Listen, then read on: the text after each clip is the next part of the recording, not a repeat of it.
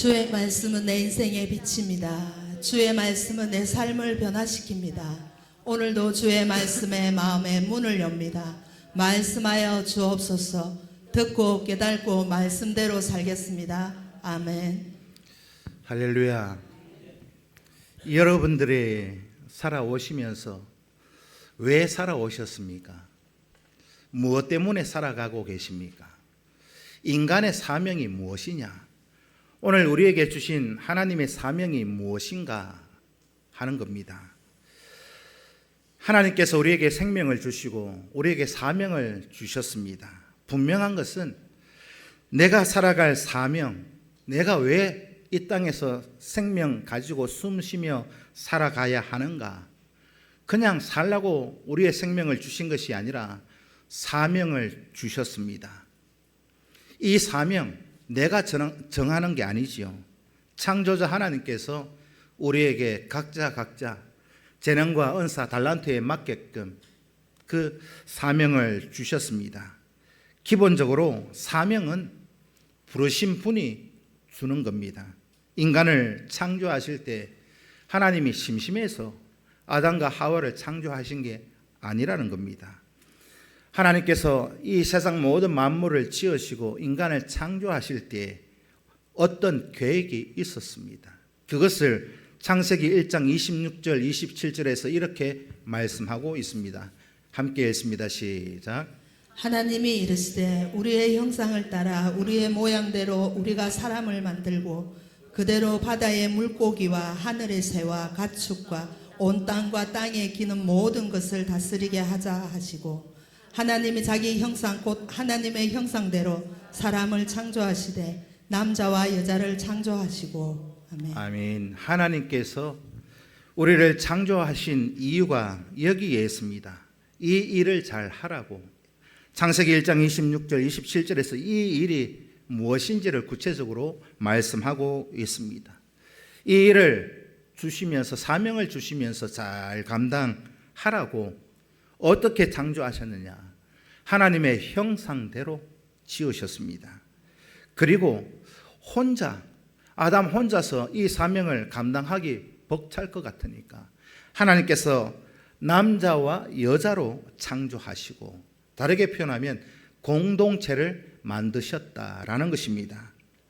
남자와 여자를 공동체로 이렇게 묶어서 이렇게 창조하신 이유는 다른 게 없습니다. 하나님의 계획을 우리가 참여시키기 위해서. 그래서 하나님은 우리를 계획하시고 섭리하시고 우리를 창조하셨을 뿐만이 아니라 인도하시고 앞으로의 우리의 삶도 그의 계획 안에 들어가서 살아갈 수 있습니다. 그래서 우리가 이 땅의 성도로서 살아가는 사명은 공동체 안에서 다른 사람들과 함께 하나님께서 맡기신 그 사명을, 그 일을 충성스럽게 감당하는 겁니다. 그 공동체가 가정일 수도 있고 직장일 수도 있고 교회일 수도 있고 모든 두세 사람 이상이 모인 곳에 그가 함께 하시니 그 공동체 우리를 그렇게 허락하신 이유는 그냥 주신 게 아니에요. 사명 감당하라고 주셨습니다. 그래서 오늘 본문의 말씀은 예수님께서 제자들의 사명을 회복시켜 가는 내용의 본문입니다. 제자들 지난주 지지난주 말씀드린 것처럼 이 제자들이 받았던 그 사명을 잃어버리고 옛날로 돌아간 그 자리에 예수님께서 찾아가셔서 제자들의 사명을 다시 회복시켜주고 가는 그 본문이 오늘 15절부터 25절까지의 말씀입니다. 그래서 특별히 15절, 16절, 17절 석절의 말씀은 제자들을 찾아오신 예수님의 질문으로 기록되어져 있습니다. 예수님께서 제자들을 특별히 베드로를 찾아오셔서 질문하는데 예수님이 찾아오신 그 배경, 앞뒤 문맥을 살펴보면 이렇습니다. 지난주 설교 드렸던 것처럼 부활하신 주님이 제자들에게 나타나셨죠. 도마가 없을 때 찾아오셨고 또 도마가 있을 때도 찾아오셨습니다. 그리고 제자들의 믿음을 회복시켜 주셨다. 그것이 지난 주일 설교의 내용이었습니다. 그런데 제자들이 예수님을 만났어요. 만났는데 이 제자들에게 이 마음속에 무엇인가 찜찜한 게 있었어요. 그게 무엇이냐? 예수님이 부활하셔서 그들을 찾아오셨고 또 그 예수를 믿는 것, 이것에는 변함이 없습니다. 왜? 믿음을 회복시켜 주셨으니. 그런데 오늘 본문에서는 다시 예수님께서 왜 찾아오셔서 이 사명을 다시 회복시켜 주시느냐? 그 이유는 이 제자들이 예수님을 만나 그 자리에서 이제는 예수님과 함께 주의 일을 하겠습니다. 주의 길을 걸어가겠습니다. 이 말 할 수가 없는 거예요. 믿음은 회복되었지만 왜 이 말을 할 수가 없습니까? 앞에서 실패했잖아요. 예수님 십자가 지시고 죽으실 때 다 모른다고 도망치고 실패했던 그 모습. 그래서 이 제자들의 마음에 찜찜한 게 왜 찜찜한가? 그래도 신앙의 양심은 살아있더라 하는 겁니다. 예수님을 모른다고 부정하고 다 도망쳤는데 예수님을 믿고 다시 예수님을 제외한 거, 이거 어찌 보면 기쁘고 즐거운 게 사실이지만 이 제자들이 다시 만난 주님 앞에 우리가 주의 길을 걸어가겠습니다, 이 말을 스스로 할 수 없습니다. 왜? 자신들이 했던 일을 아니까.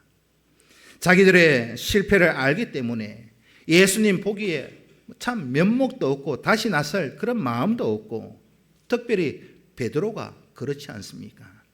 철저하게 실패했고 예수님을 저주하면서 그렇게 부정하고 도망갔는데 부활하신 예수님을 다시 만나서 내가 주의 일을 다시 하겠나, 그런 생각이, 그런 마음이 들지 않겠습니까? 그래서 제자들, 베드로도 마찬가지. 이제는 부활하신 주님을 만나고 나서 뭘 하느냐? 낙향합니다. 예수님을 만나기 이전의 모습으로 물고기 잡는 어부로 고기 잡으러 가겠다, 갈릴리로 가겠다. 그렇게 하니까 다른 제자들도요, 참 걸음지고 장에 가는 모습을 봅니다. 다 따라가서 제자들 참 갈릴리에서 고기를 잡습니다. 이게 오늘 본문의 상황이에요. 모든 사명을 다 포기하고 갈릴리 거기로 다시 낙향해서 고기 잡고 있는 그 제자들에게 예수님께서 부활하신 다음 세 번째로 그들을 찾아오셔서 그들에게 하시는 질문입니다. 오늘 본문은 베드로에게 질문하는 내용이죠. 오늘 본문에서 베드로에게 주님이 이런 말씀을 묻습니다. 같은 질문을 세 번씩이나 반복해서 물으십니다. 네가 나를 사랑하느냐? 네가 나를 사랑하느냐? 한 번, 두 번, 세 번 연속적으로 반복해서 이렇게 질문하는 이유는요, 두 가지가 있습니다. 첫째는 베드로가 예수님을 세 번씩이나 부인한 사건을 기억하게 만들기 위함입니다. 예수님 다그 울기 전에 나 부인 안 합니다 했던 거 다시 그 회상시키려고 예수님도 세 번 묻고 있습니다. 네가 나를 사랑하느냐? 내가 너 내 십자가에 달릴 그때 너가 했던 모든 일 내가 잊어버린 거 아니다.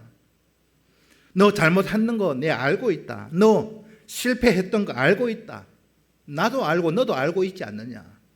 그것을 기억을 다시 하게끔, 그래서 네가 나를 사랑하느냐 이렇게 세 번 반복해서 질문하고 계시는 겁니다.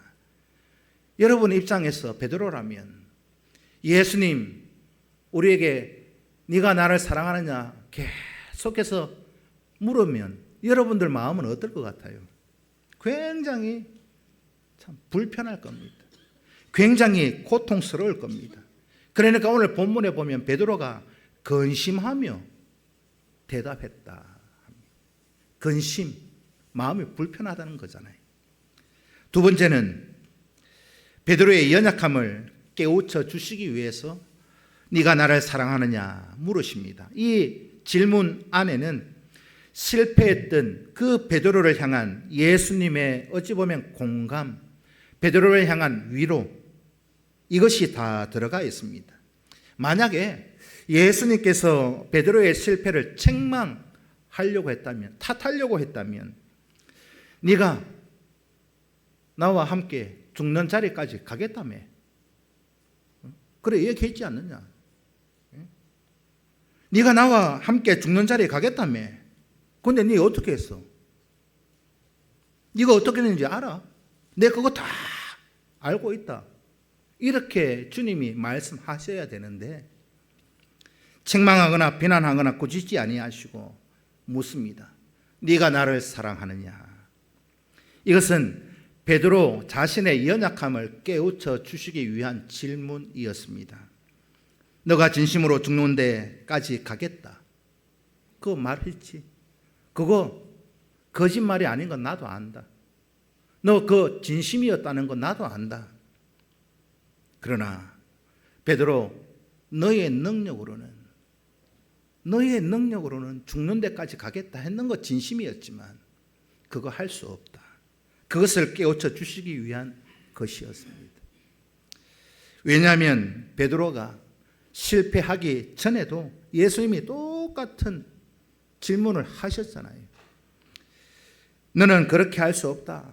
닭 울기 전에 너가 날 부인하리라 했는데 그때 예수님 그때도 똑같이 말씀하셨어요. 너는 그렇게 할 수 없다 하시는데도 베드로는 뭐라고 했습니까? 예수님, 나는 할 수 있습니다. 날 뭘로 보시고 그렇게 큰 소리 쳤지 않습니까? 그런데 오늘 본문에서 예수님이 말씀하신 대로 베드로는 그렇게 말 따로 행동 따로 했습니다. 그러니까 다시 한번 예수님께서 베드로의 연약함을 깨우쳐 주고 있습니다. 앞에서 베드로가 실패하기 전에, 예수님을 부정하기 전에, 배신하기 전에 예수님과 베드로에게 주고받은 대화가 무엇입니까? 요한복음 13장 37절 38절 말씀을 읽습니다. 시작. 베드로가 이르되 주여 내가 지금은 어찌하여 따라갈 수 없나이까? 주를 위하여 내 목숨을 버리겠나이다. 예수께서 대답하시되 내가 나를 위하여 내 목숨을 버리겠냐? 내가 진실로 진실로 내게 이르노니 닭 울기 전에 내가 3번 나를 부인하리라. 아멘. 베드로, 내 목숨까지 버릴지라도 죽는 자리까지 가겠습니다. 이거 베드로의 거짓말이었어요? 진심이었어요? 죽는 자리까지 가겠습니다. 이거 진심이었습니다. 정말 예수님 앞에서 베드로의 진심을 고백하고 있는 것이었습니다. 예수님도 이 베드로의 진심을 알고 계셨습니다. 그런데 예수님은 무엇을 보셨는가? 마음은 아셨는데, 마음은 그런데 너의 능력으로는 그렇게 할 수 없다. 요한복음 13장에서도 그렇게 말씀하셨습니다. 예수님께서 네가 나를 사랑하느냐 3번 반복해서 질문하고 계시는 것은 바로 이런 2가지의 의미가 있습니다. 실패에 대한 기억을 하게 하시고, 두 번째는 베드로의 연약함을 깨우쳐 주시는 것입니다. 네가 정말 나를 사랑하지만 너의 힘으로, 너의 능력으로는 그렇게 할 수 없다. 깨우쳐 주고 계십니다. 우리가 살아가면서 이런저런 인생의 많은 실패를 경험하게 됩니다. 오늘 이제 12월 둘째 주일을 마주하고 있는데, 여러분 이제 12월 달도 절반밖에 남지 않았습니다. 여러분 올 초 1월 달에 세웠던 계획 다 있으셨잖아요. 각오, 다짐 다 있었을 것입니다. 그런데 그 올 1월 달에 1월 첫째 주 송구 영신 예배 드릴 때 여러분들이 다짐하고 결단하고 계획했던 거 얼마만큼 실천하셨습니까?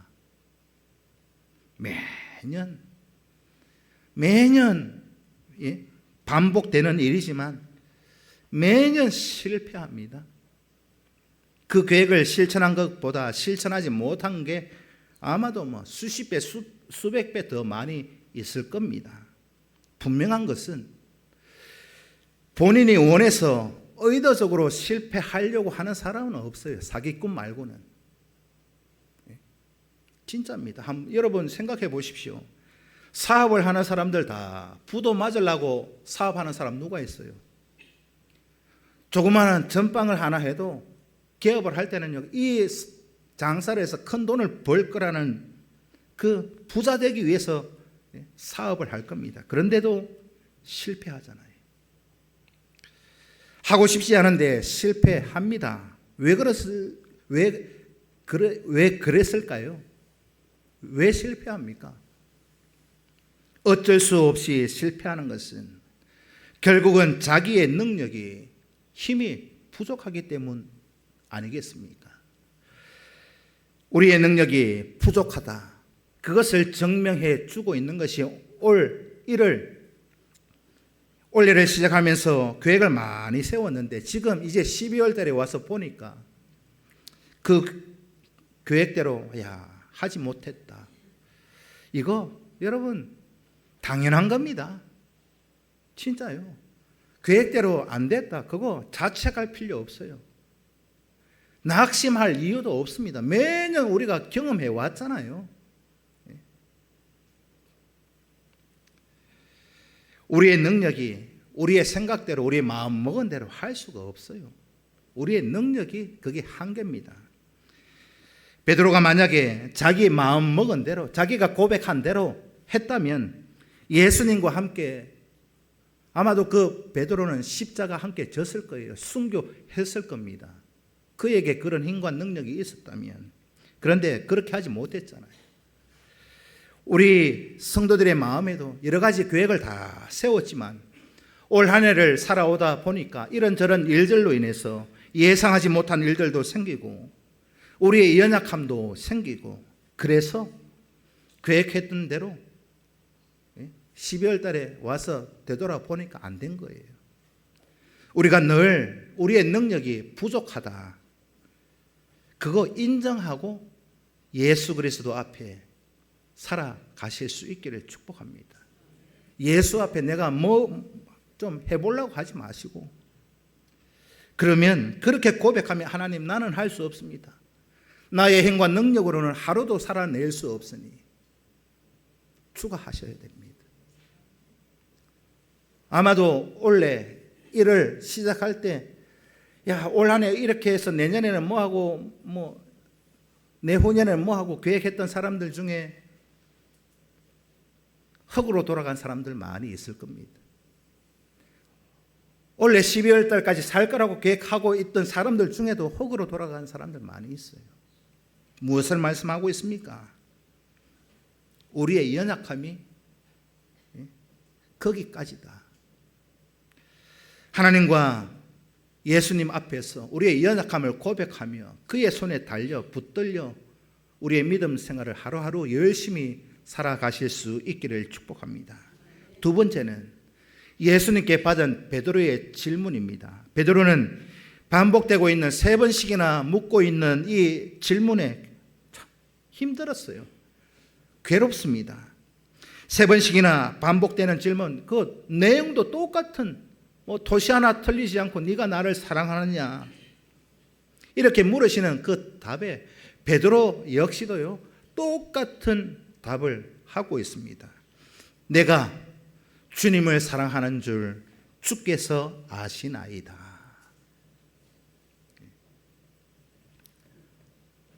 요한복음 13장에서 고백했던 그 내용이나 그 고백이나 오늘 본문의 베드로의 고백이나 그거 진심입니다. 그런데 3번씩이나 예수님이 물으시니까 오늘 본문에 근심하며 대답했다. 그렇게 기록하고 있잖아요. 왜 근심했을까요? 베드로의 실패를 알기 때문에, 신앙의 양심은 남아있기 때문에 베드로의 답변에는 천과 같은 그런 자신만만한 그런 패기는 없습니다. 차이점이라고 한다면. 요한복음 13장에서는 뭐 자신 있게 큰 소리 쳤잖아요. 그런데 오늘 본문에는 그게 없어요. 처음같이 답변했다면 요한복음 13장에 있는 것처럼 오늘 본문에서도 이 요한복음 21장에서 그렇게 고백하고 있다면 어떻게 되겠습니까? 물론이죠. 내가 주님 가는 그 길에 늘 함께 끝까지 죽는 자리에까지 가겠습니다. 그렇게 답을 해야 되는데 오늘 본문에는 그렇게 기록되어 있지 않습니다. 뭐라고 답하고 있습니까? 내가 주님을 사랑하는 줄 주께서 아시나이다. 이 말이 무슨 의미겠습니까? 주님이 내 진심도 아시고 나의 연약함과 부족함도 아시고 내가 실패할 것도 주님이 아십니다. 그 말의 뜻이 주께서 아시나이다 라는 것입니다. 주께서 모든 것을 아십니다. 주님을 사랑하는 마음이 어떠한지도 아시고 나의 연약함, 나의 실패, 내 부족함 주님이 다 아십니다. 13장에 있는 그 고백과 차이점, 용기, 그 자신감은 없지만은 이 베드로의 이 고백에는 진실된 그 마음이 예수님께 고백으로 나타나고 있더라는 것입니다. 베드로 진심을 들은 예수님께서 이 베드로에게, 제자들에게 새로운 사명을 주십니다. 그게 무엇입니까? 내 양을 먹이라. 네 양을 먹이라. 잃어버렸던 사명을 회복시켜 주십니다. 예수님께서 제자들을 처음 부르실 때에 주신 사명이 뭐예요? 너로 하여금 고기 잡는 어부가 아니라 사람 낚는 어부가 되게 하리라. 그 사명을 받고 제자들이 예수님을 따라다니다가 제자들의 능력이 부족하고 힘이 부족하고 그런 삶의 모습 속에서 면목이 없어서 이제는 더 이상 주님 따를 수 없다, 그런 마음이 되니까 낙향했던 거 아니겠습니까? 우리는 다시 갈릴리 바닷가로 가서 고기 잡으러 가자.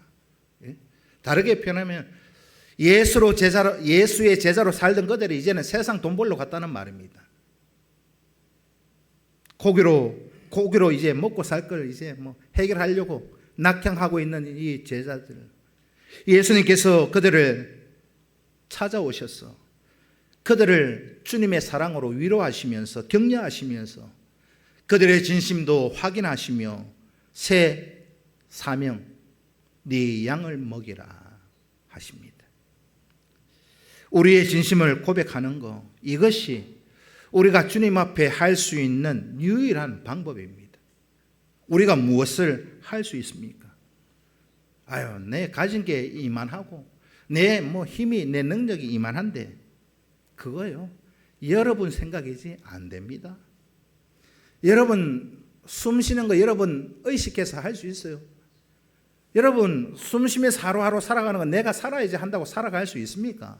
그것부터 안 되는데.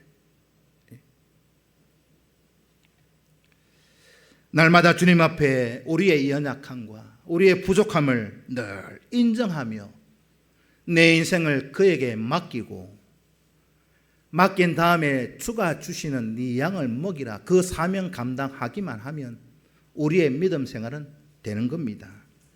하나님이 오늘 우리에게 원하시는 것이 바로 이것입니다. 상한 심령의 제사를 원하십니다. 상한 심령의 제사를 원한다. 주님이 그렇게 말씀하셨잖아요. 그래서 우리가 할 일은 주님 앞에 가식적이지 않고 진실된 마음, 진실된 믿음을 고백하는 것, 진실된 헌신의 자세를 고백하고 주님 앞에 드리며 예배하는 것, 이것이 우리 평산교회 모든 이들에게 원하시는 것입니다. 오늘 본문 18절부터 25절까지의 내용은 제자들의 사명을 회복시켜 가고 있는 내용이 기록되어져 있습니다. 특별히 18절 말씀 속에서는 사명을 가진 자, 사명을 맡은 자, 다르게 표현하면 직분을 가진 자, 말씀대로 살아가야 될 자, 성도가 어떻게 살아가야 할 것인가를 말씀에 가르쳐 주고 있습니다. 오늘 본문 요한복음 21장 18절 말씀을 읽습니다. 시작. 내가 진실로 진실로 내게 이르노니 내가 젊어서는 스스로 띠띠고 원하는 곳으로 다녔거니와 늙어서는 내 팔을 벌리리니 남이 내게 띠띠우고 원하지 아니하는 곳으로 데려가리라. 아멘. 이것이 베드로가 이 18절의 내용이 앞으로 어떤 죽음, 어떤 고난을 당해야 될지를 미리 예고하고 있는 그런 말씀의 내용이 18절입니다. 사명을 맡은 자, 믿음을 가진 자, 말씀대로 살려고 하는 자, 그 성도는 네가 원하는 대로, 네 하고 싶은 대로, 네 뜻대로 하는 거, 그거 사명을 맡은 자가 할 일이 아니다 하셨습니다.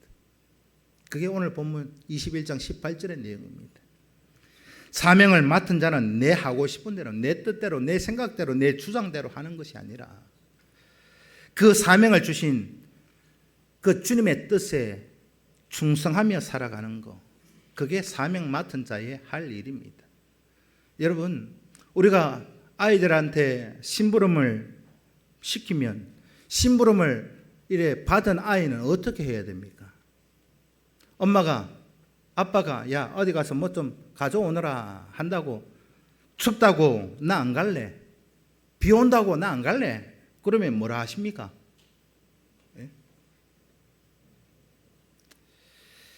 여러분, 날씨가 춥다고 해서 나 안 갈래, 돌아서서 뭐 주저앉아 있어서도 안 되고, 날씨가 춥든지 덥든지 비가 오든지 눈이 오든지 내가 심부름을 맡았으면은요, 끝까지 가서 그 일을 감당해야 되는 게 심부름꾼입니다. 아멘 좀 해보겠습니다. 그게 심부름꾼이에요. 그게 사명을 맡은 자의 자세입니다. 야, 오늘 좀 덥네? 아예 안 할란다. 야, 오늘 비 오네? 아예 뭐 치 아프라. 그거 사명 없는 자입니다. 사명은 내가 만드는 것이 아니기 때문에 그렇다는 거예요. 내가 사명을 부여하고 내가 하는 거 아니기 때문에, 내가 만드는 것이 아니기 때문에 내 마음대로, 내 하고 싶은 대로 해서는 안 된다. 그게 사명 감당입니다. 사명을 맡은 사람은 사명을 주신 자의 뜻에 맞게 충성하는 겁니다. 믿으십니까? 신방을 다니다 보면 어떤 분들 그래요. 목사님 옷에 먹지도 못하겠어요. 넘어가지를 않습니다. 아유, 뭐 이런저런 얘기 하소연하시는 분들이 있어요.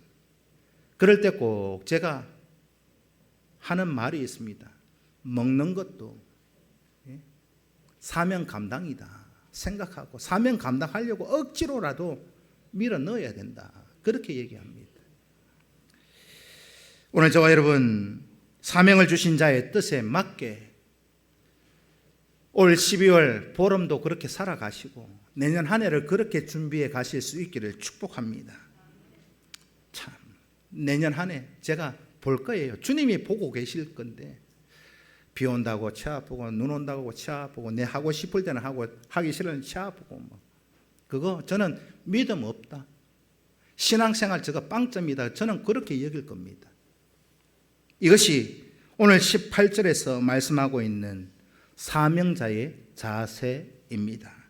우리는 근본적으로 하나님으로부터 사명을 부여받았습니다. 그렇기 때문에 내 생각, 내 뜻, 내 주장이 아니라 하나님 뜻에 맞게 주어진 사명에 감당하실 수 있기를 축복합니다. 이것이 앞에서 말씀드린 창세기 1장 26절, 27절에서 인간을 창조하시면서 인간에게 주셨던 구체적인 사명 계획을 말씀하셨습니다.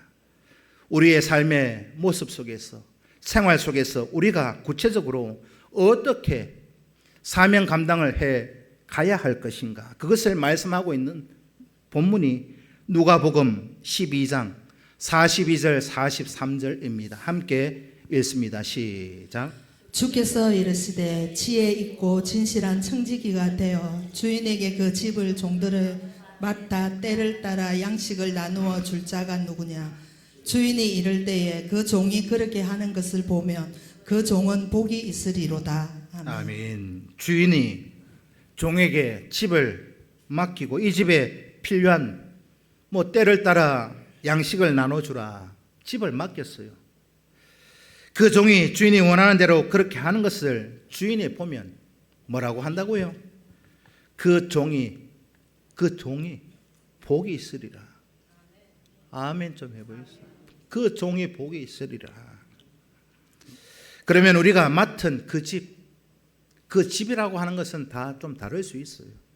크기도 다를 수 있고 종류도 다를 수 있는데 그 집, 때를 따라 양식을 나누어 줘야 될 그 집이 뭐냐? 가정일 수도, 직장일 수도, 사업장일 수도, 교회일 수도, 삶의 현장일 수도 있습니다. 우리는 가정에서, 직장에서, 삶의 현장 속에서 오늘 우리 모든 성도들에게 하나님께서 원하시는 것이 무엇인가? 여기서 하나님께서 내게 원하신다 라고 한다면 우선 우리가 생각해 보아야 할 것은 내게 맡기신 게 있으니까 원하실 거 아니에요. 맡기신 게 뭐냐? 하나님이 나에게서 기대하고 계시는, 또 하나님이 기뻐하실 일이 무엇인가를 먼저 알아야 그 일을 할 수 있지 않겠습니까? 그것을 알고 기억하고 그 일에 충성하는 것, 그렇게 하는 사람은 복이 있으리로다. 그 복을 다 누리실 수 있기를 축복합니다. 나의 가정에서, 직장에서, 교회에서, 삶의 현장에서 하나님이 기뻐하시고 하나님께서 칭찬하실 만한 진실된 지혜로운 청지기로 살아가실 수 있기를 축복합니다. 이어서 베드로의 질문에 대한 예수님의 답변이죠. 주님께서 베드로에게 사명을 주시면서 이렇게 말씀합니다. 결정권은 너에게 있는 것이 아니다. 모든 결정권 누구에게 있느냐? 주님께 있습니다. 여기까지 들은 베드로 궁금한 것이 하나 생겼지요. 베드로가 뭐라고 또 예수님 네 양을 먹이라 하고 이 예수님의 답변에 대한 그거 사명 감당하는 거 네 마음대로 띠띠우고 네 마음대로 하는 거 아니다. 누구 마음대로 한다고요? 하나님 뜻대로. 그러니까 오늘 이 베드로가 또 질문이 하나 생겨요. 궁금한 것이 하나 생깁니다. 예수님, 나는 그 길로 간다 치고 네 양을 먹이라 하셨으니 나는 그 길로 간다 치고 옆에 있는 이 제자들은 뭐 할 겁니까? 물어요. 어떻게 될까? 이 제자들이 궁금하고 있습니다. 베드로의 입장에서 이 제자들은 어떻게 될까? 참 그게 궁금해요. 그래서 옆에 있는 제자는 어떻게 될지 그게 궁금해서 예수님께 다시 질문합니다. 이것을 보면서 우리 모든 사람의 본능이 여기에서 보게 되었습니다. 궁금한 거 못 참잖아요. 궁금하면 500원 주의소. 이런 얘기 많이 하시잖아. 여러분, 궁금해서 예수님께 이렇게 질문하고 있는 베드로의 모습이나 우리의 삶의 모습 속에서 궁금한 거, 이렇게 그런 마음을 가지는 거, 그거 본능이에요. 이걸 예로 들면 이렇습니다. 일단은 자기 것이 결정되고 나면, 자기 것이 이것이다 확인이 되고 나면 이건 자동적으로 오는 거예요. 옆에 있는 사람이 궁금해집니다. 아니십니까? 예? 옆집이 궁금해요. 내 거 이거다 싶으면 내 거 이거 갖고 그냥 가만히 있는 사람 제가 본 적이 없어요. 제가 고등학교 다닐 때 저는 이제 학력고사 시대다 보니까 학교에서 매월 이제 고3 때 모의고사를 봐요. 예비고사를 봅니다. 그러면 매달 시험 보고 나서 선생님이 한 명씩 불러서 이 성적표를 농갈라 줘요. 그러면 받아와 가지고 옆에 있는 친구 볼까 싶어가 안 보이게 하려고 이렇게 보잖아요. 내 성적표. 내 성적이 어떤가 보고는 거기서 끝나면 좋은데 안 끝나요. 예? 옆에 앞에 있는 애들이 궁금하잖아요. 얘들은 점수 얼마나 맞았는가. 그래서 물어봐요. 야, 너는 몇 점 맞았노? 앞에 있는 막 두드리기, 네 몇 점이고 묻잖아요. 그게 사람의 본능입니다. 어쩔 수 없어요. 자기 점수 다 확인하고 나서 남의 것 궁금합니다. 그거 잘못됐다 말씀드리는 것이 아니라, 옆에 있는 친구가 예를 들어 나보다 점수를 엄청나게 못 받았어요. 그러면 여러분들 같으면 마음이 어때요? 기분 째집니다. 위로를 얻습니다. 나는 점수 별로, 이거 내 점수 이거 확인하면서, 내 점수가 이거네. 실족하고 있는데 옆에 있는 애가 내보다 점수 덜 받았다 그러면 막 기뻐요. 막 위로를 얻습니다. 근데 평소에는 나보다 점수를 못 받는 애인데, 야, 너 몇 점이야? 내보다 점수 잘 받았어요. 그러면 여러분들 마음이 어떻습니까? 평소에 나보다 못하는 애가 점수를 더 잘 받으면 내 마음이 어때요? 천불이 날 겁니다. 그런 경험 해보셨어요? 하여간 옆에 사람이 궁금한 게 본능이에요. 어쩔 수 없습니다. 근본적인 우리의 마음의 의도, 옆에 있는 사람, 앞에 있는 사람, 다른 제자들 물어보는 베드로의 마음이, 의도는 뭐냐? 다른 거 없습니다.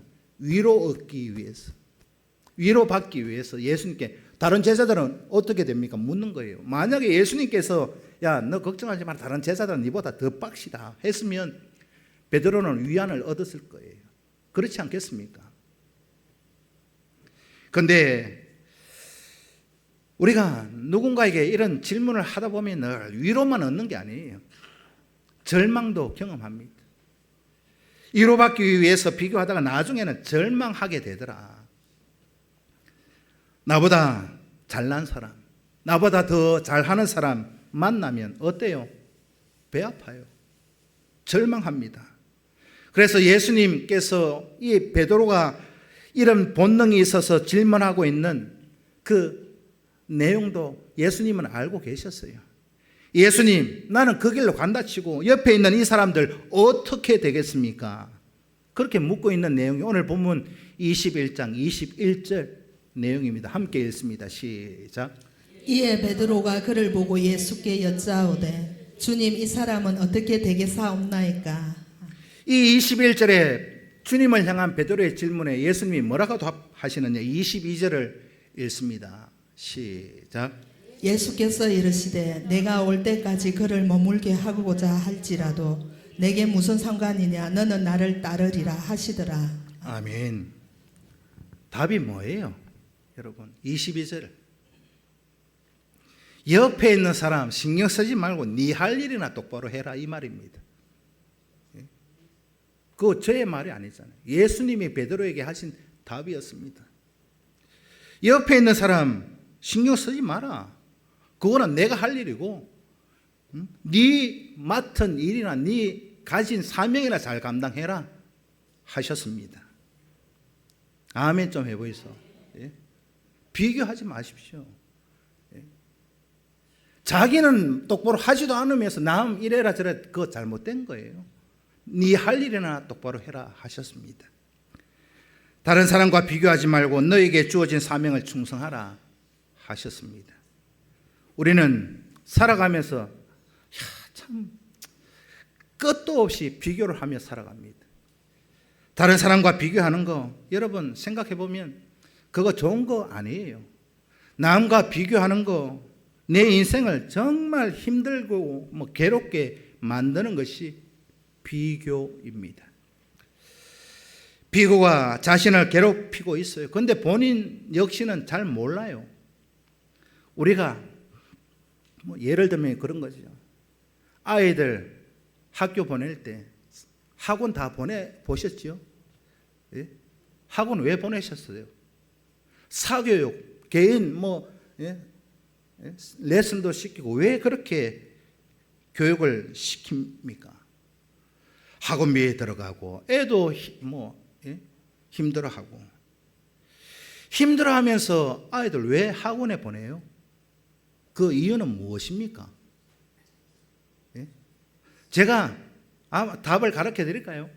제가 이때까지 왜 그렇게 아이들 학원 보내고 사교육 시키고 뭐 그렇게 하느냐고 물어보니까 답은 동일합니다. 동일해요. 한치의 오차도 없이 그 답이 그 똑같은 말이 저에게 답으로 돌아와요. 그게 뭐냐? 나도 그렇게 하고 싶지 않은데 학원 안 보내고 싶은데 돈 학원비 한두 푼 들어가는 것도 아닌데 그런데 옆에 다 보내니까 옆집 앞집 다 아이들 학원 보내니까 나만 안 하면 우리의 바보 되는 것 같아서.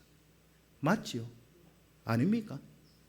남들 다 학원 보내는데 우리의 학원 안 보내면 우리야 바보 만들까 봐 힘들어도 그렇게 한다는 겁니다. 왜 그래요? 이유가 무엇입니까? 비교하니까 그런 거예요. 비교 때문에 우리를 힘들게 하고 괴롭히고 있습니다. 비교하지 마십시오. 비교는 이러나 저러나 나에게 유익되는 게 하나도 없어요. 문제가 생길 뿐입니다. 분명한 것은 비교하면 무조건 절망하게 되어져 있습니다. 왜요? 내 주위에는 항상 나보다 더 잘하는 사람이 있어요. 항상 나보다 부자가 있습니다. 내 주위에는 항상 나보다 더 똑똑한 사람들 많아요. 더 잘난 사람들 있습니다. 그래서 비교는요, 늘 어떤 비교를 하든지 절망할 수밖에 없다. 남들과 비교해서 내가 좀 잘한다? 위로요. 위로받는 게 1이라면 절망하는 게 100입니다. 세상에서 비교하지 말고 남들이 어떻게 하든지 그 상관하지 말고 내가 맡은 사명, 하나님이 원하시는 그 일, 그게 무엇인가? 그것만 딱 여러분 믿음 생활하는데 기준을 세워 가실 수 있기를 축복합니다. 비교는 어느 선까지 하면 되느냐? 제가 설교 준비하면서 이래 곰곰이 생각해 보니까 비교를 완전히 안 할 수는 없고 비교를 하되 요 선까지만 하면 돼요. 나를 격려하는 선까지만 비교하시면 돼요. 나에게 내가 도전받을 만한 정도의 선까지만 비교하시라 하는 겁니다. 나에게 동기부여하는 선까지만 비교하면 됩니다. 예를 들면 그런 거죠. 여러분 집에서 공부해보면요 혼자 공부 잘 안 됩니다. 한 30분 앉아 공부하다가 또 화장실 갔다가 또 물 한 잔 먹다가 공부 안 돼요. 그런데 도서관에 한가 봐요. 도서관에 가서 공부하는 거하고 집에서 공부하는 거하고 차이점이 뭘까요? 도서관에서 옆에 친구들, 옆에 사람들 공부하는 거 보면 내 마음에 어떤 생각이 드느냐? 내가 지금 익할 때가 아니다. 도서관에 모든 사람들이 열심히 공부하고 있는 그거 보면서 나도 열심히 해야지. 자기를 격려하는 그 수준까지만 비교하시면 됩니다. 이해가 되셨어요? 그 이상 나가는 거, 그 이상을 넘었으면 100% 절망이 다가옵니다. 그렇기 때문에 주님께서 사명을 맡긴 자에게 하시는 두 번째가 이것입니다. 다른 사람 비교하지 말고, 다른 사람 지적하지 말고, 다른 사람 어떻게 하든지 상관하지 말고 내가 맡은 그 사명에 집중해라.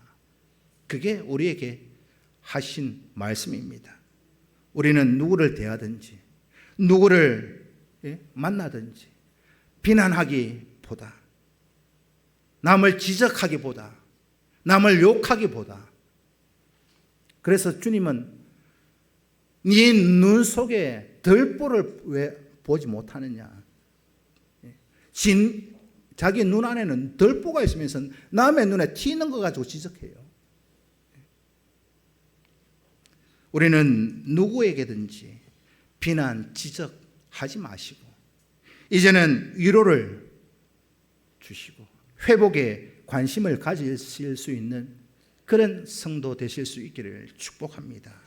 누구를 대하든지 과거에 잘못된 어떤 말 한마디 때문에 과거에 어떤 누군가의 잘못된 행동 하나 때문에 그거 약점 잡았다 하고 울게 먹는 사람들 많잖아요. 네 옛날에 그랬지? 두고 이거는 우려 먹는 거는 사골만 우려내세요. 사골만 우려내고 옛날 잘못했는 거 들었는 거 말 그거 좀 그래요. 약점 하나 잡았다 싶어가지고 순간순간 그거 우려냅니다. 비난하고 욕하고 뒤에 가서 누가 이렇다 막 험담하고 소문내고 그거 사실 우리 삶의 모습이잖아요. 나는 안 그렇습니다. 자신 있게 손들 수 있는 성도 있습니까? 그런데 그거요, 분명한 것은 주님이 그거 원하시지 않습니다. 오늘 주님도 베드로에게 제자들에게 너희들 나 버리고 도망갔지? 책망하지 않았어요. 정죄하지 않았습니다. 내 너희들 마음 다 안다. 여러분, 우리 성도들에게 원하시는 거 비난, 지적, 정죄가 아니라 살리는 길이 무엇인가? 이렇게 세우고 바로 서게 만드는 것이 무엇인가? 그것을 생각해야 되는 그것이 우리를 향하신 주님의 마음입니다. 믿으십니까? 이것이 갈릴리 바다로 낙향한 물고기 잡으러 갔던 제자들을 찾아가셔서 부활하신 주님이 가지신 마음입니다. 그렇기 때문에 우리가 나를 볼 때, 다른 사람을 볼 때 실패한 거, 그거 어떤 약점 가지고 그거 너무 그렇게 사람을 비난하고 욕하고 뒷담화하지 마십시오. 그거 죄입니다. 죄예요. 어떻게 하면 저 사람을 실패해서 회복시킬까? 우리의 관심, 우리의 관점이 거기에 있으셔야 합니다. 그것이 예수님의 마음이기 때문입니다. 여러분, 어떤 경기든지 패자부활전이 있잖아요. 패자부활전. 패자부활전이 없는 사회는 참 절망입니다. 만약에 이 베드로와 제자들에게 패자부활전이 없었다면 그들은 희망이 없어요. 그냥 그대로 그냥 물고기 잡는 인생으로 끝났을 것입니다. 물고기 잡는 그 인생이 왜 그렇게 끝나는 게 왜 문제냐? 실패자로 끝나기 때문에. 그런데 예수님이 제자들을 찾아가신 것은 그 실패를, 믿음의 실패를 회복시키고 패자부활전을 만들어주고 계시는 그 시간, 그 상황이 오늘 본문 21장의 내용입니다. 우리는 어떻습니까? 누군가가 나한테 딱 한번 낙인 찍히면 끝까지 갑니다. 죽기 전까지는 늘 되씹어요. 참 되씹습니다. 패자부활전이 없다 이 말입니다. 여러분들 패자부활전 해보셨어요? 본인은 패자부활전 하면 좋아하지만 남에게는 패자부활전 기회조차도 안 주잖아요. 한번 실수하고 한번 실패한 거 그거 가지고 우려먹고 어떻게 하면 저 사람을, 어떻게 하면 교회를 회복시킬까? 우리의 관심이 거기에 있으셔야 합니다.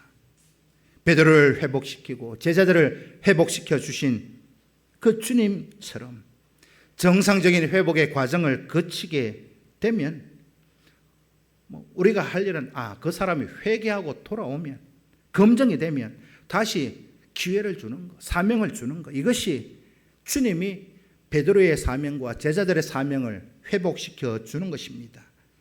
오늘 우리 하나님의 지혜롭고 진실된 청지기로 부름을 받았습니다.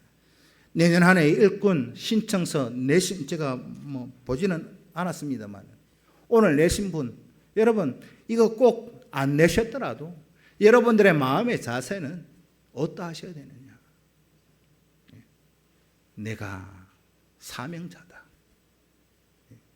하나님 앞에 서는 그날까지 내가 사명자다.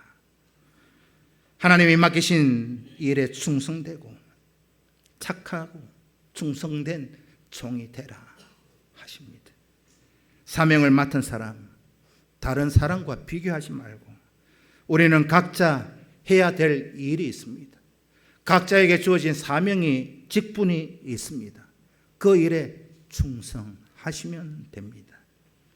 부족하고 연약합니까?